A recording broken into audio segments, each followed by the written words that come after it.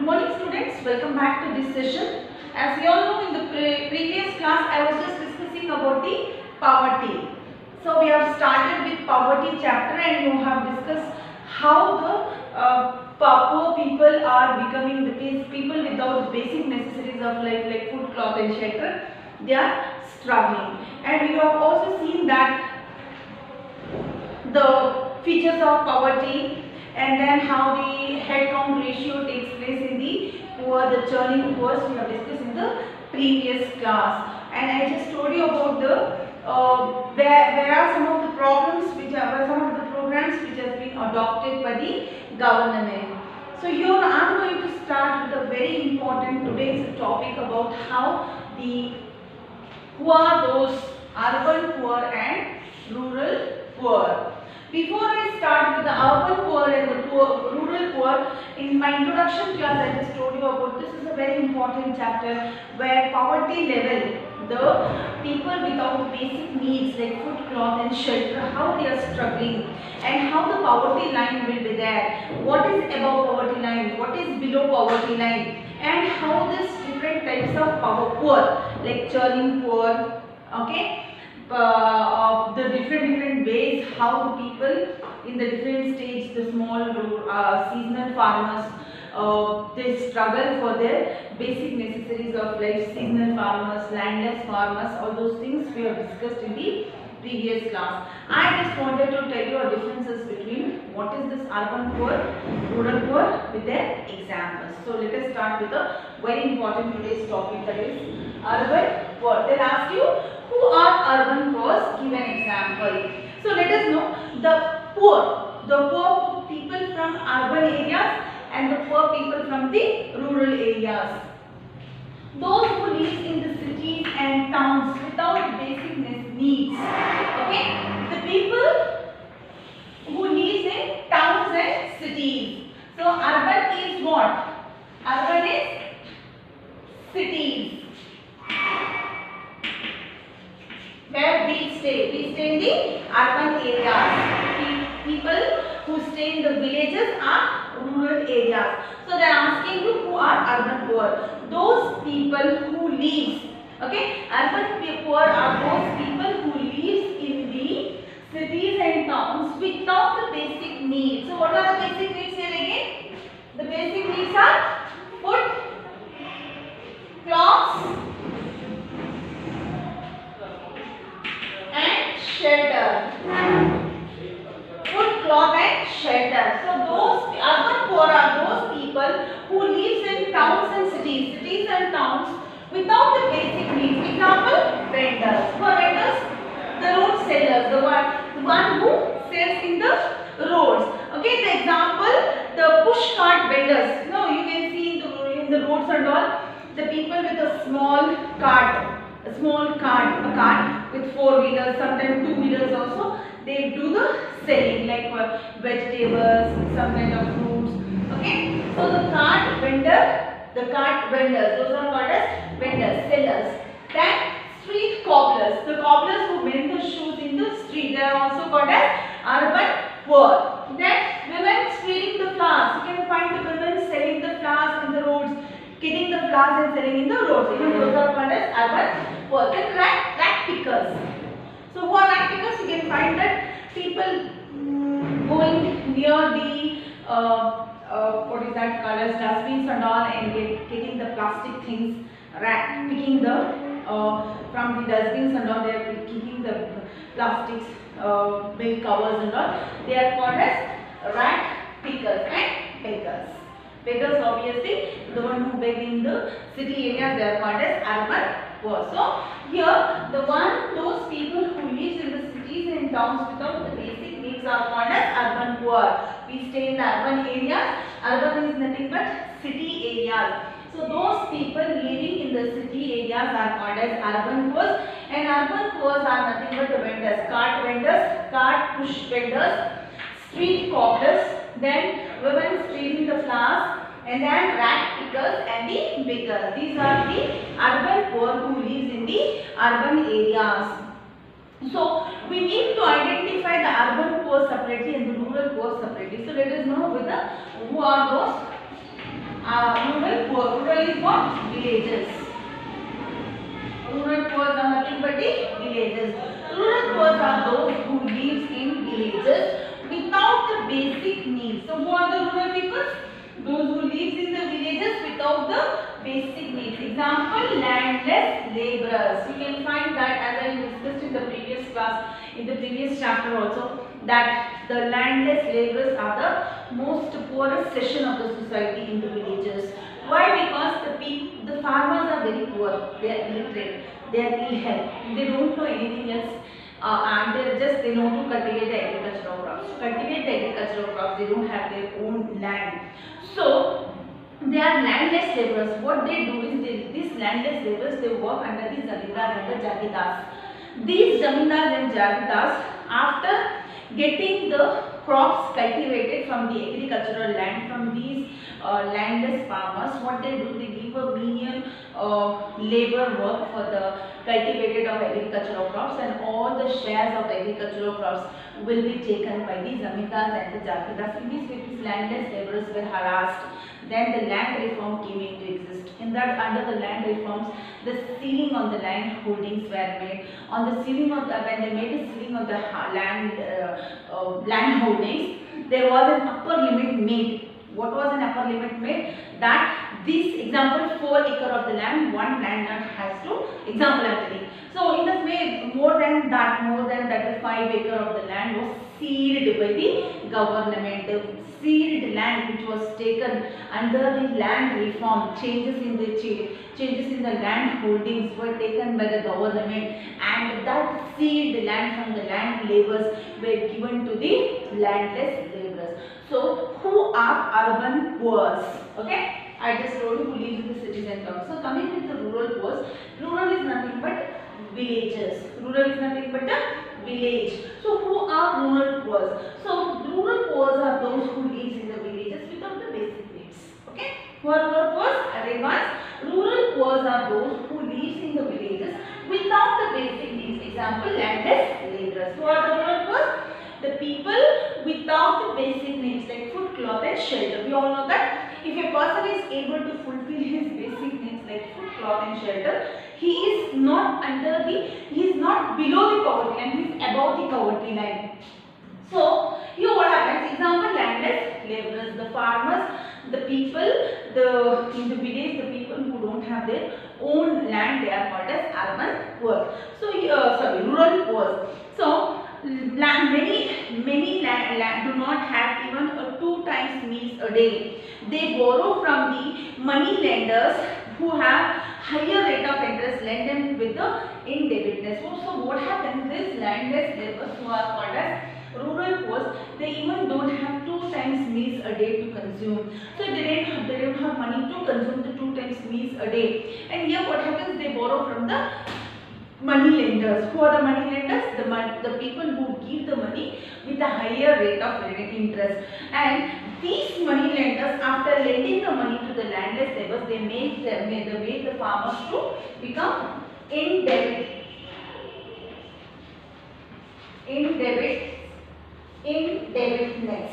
So always into debt. What is the debt? Khals. Okay, so here these landless farmers who are indebted, D-E-B-T, debit, indebtedness, so they becomes bonded laborers.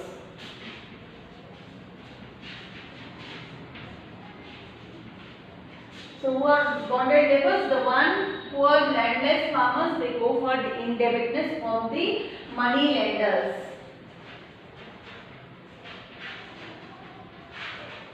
And these money lenders make the farmers to become bonded laborers until they return the money to the landowners with a higher rate of interest.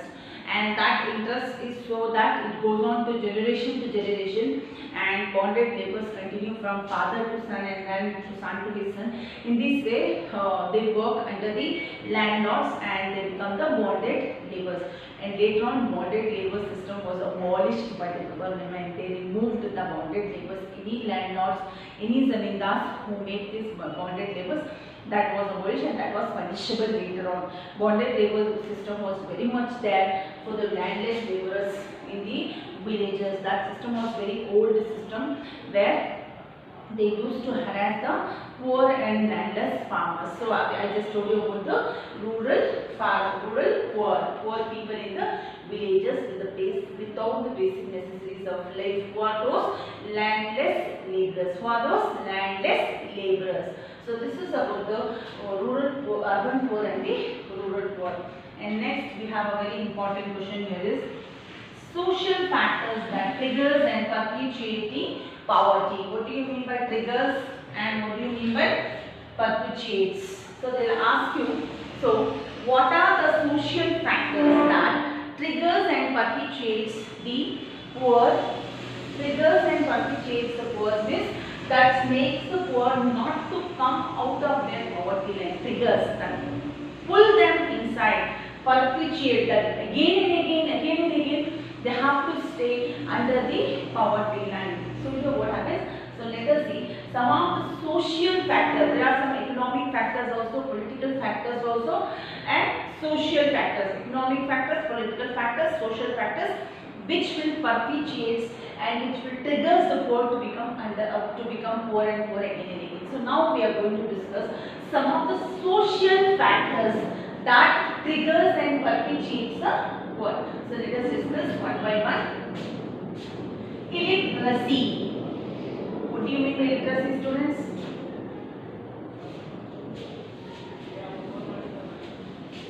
Illiteracy is no education. Okay? Illiterate people with what? Without education. Illiteracy is the first social factor that triggers and perpetuates the poor to become under the poverty line always. So, illiteracy people are not educated, no education. People are not educated, they don't know to read and write.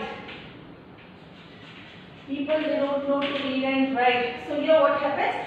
That becomes a very important factor where they will not be able to know the reality. As they go on for the education, if they get literacy, if they get literacy, if the literacy rate increases, the knowledge of a person increases, then the knowledge of the person increases and the skill of a person also increases, and in this way what happens, the people can come out of their poverty line, they can get the job, and from getting the job they can earn the income. After they earn the income, they can purchase the goods and services. By purchasing the goods and services, they can satisfy their wants. But here what happens? People are illiterates. They are illiterates. There is no education. People don't know to read and write, and that is the first factor that triggers and perpetuates the poor to become always poor. The next is the next we have is ill health. Okay. Here the second factor, the people with the they don't have health facilities. They are very unhealthy. People by birth itself, the children born out of these poor people are they are with some kind of physical, they are not physically fit. No physical fitness. No physical fitness. Ill health is also one of the important social factors that triggers and perpetuates the poor. They are not physically fit. They don't have nutritional food. They don't consume nutritional food, and out of that, and they do. First thing, they don't have 3 times meals a day, and apart from that, they don't have nutritional food, and these are the very important factors that triggers and perpetuates the poor to become always poor. Then you have lack of resources. Lack of resources, access to resources. So what happens? Poor people, they don't have access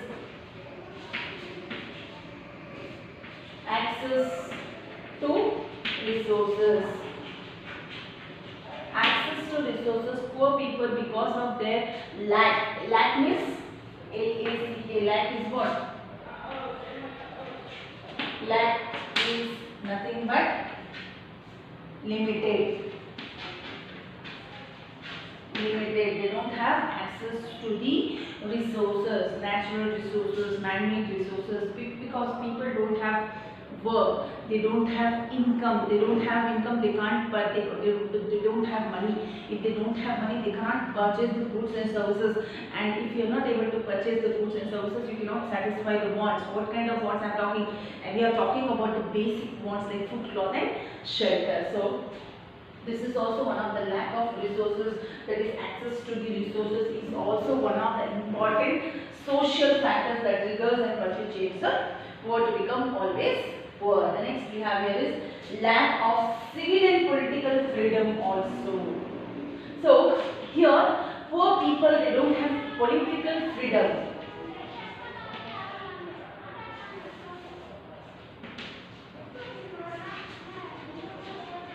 In the sense, they don't participate in social, political, civil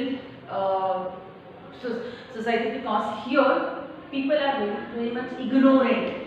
Poor people are very much ignorant. They are illiterates, and because of their illiteracy, because of their ignorance, people are not able to get their freedoms in their political field. Also, they can't express they can't express their words in front of the government.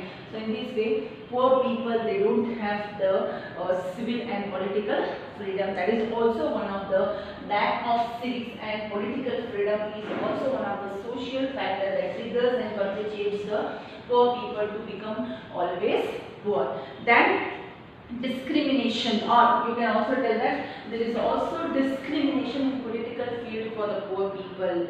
As they go for any kind of work, as the richer section of the society gives a lot of corruption, they get the job early. Poor people, they don't have money to give the corruption. So there is a discrimination. Discrimination in the political freedom is also one of the factors that triggers and perpetuates the poor to become always poor. So here what happens? The social factors, political factors, there are many economical factors that triggers the poor people to always become always poor. And next I just wanted to discuss about how name some of the states where the poverty level is above the poverty line. There are some of the states like Odisha,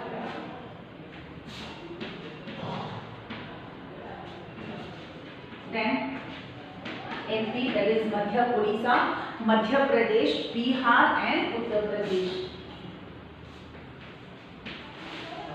Bihar and UP, that is Uttar Pradesh, which are very much far away from the national poverty level. So what are the states? They may ask you for 2 marks. Name the states which are far away from the national political level. So those are the states like Odisha, Madhya Pradesh, Bihar and Uttar Pradesh are the states which are far away from the national poverty line. There are also some of the states like West Bengal and Tamil Nadu. And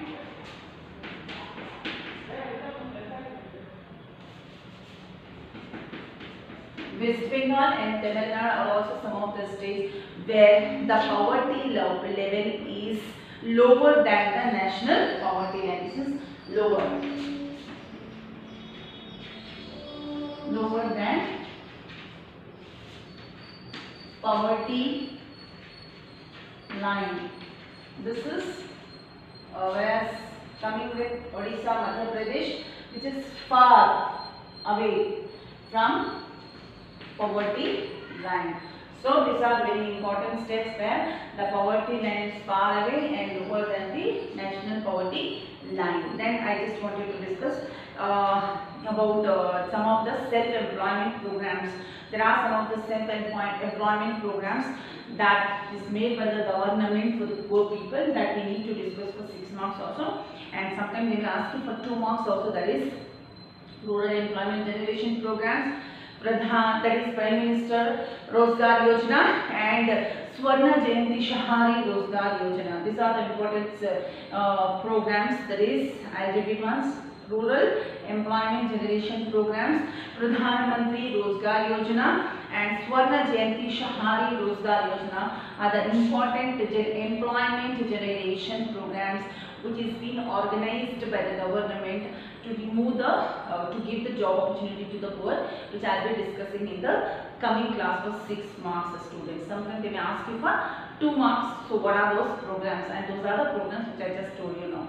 So I think so today's class I have discussed about the that is urban poor, then about our poor, those who lives in the cities and towns without the basic needs, like I told you, vendors, street cobblers, women with who are selling the flowers in the roads, then rat pickers, and then beggars. There are the poor, those who lives in the villages without some basic needs like landless laborers. Then I told you some of the social factors that triggers and perpetuates the poor. There is illiteracy, ill health, lack of resources, and lack of civic and political freedom. And Odisha, Madhya Pradesh, Bihar and Uttar Pradesh are the states which are far away from the poverty line, and West Bengal and Tamil Nadu are the states where the poverty, they are lower than the poverty line. So this is about today's discussion. We'll continue with the next class, students. Thank you, students.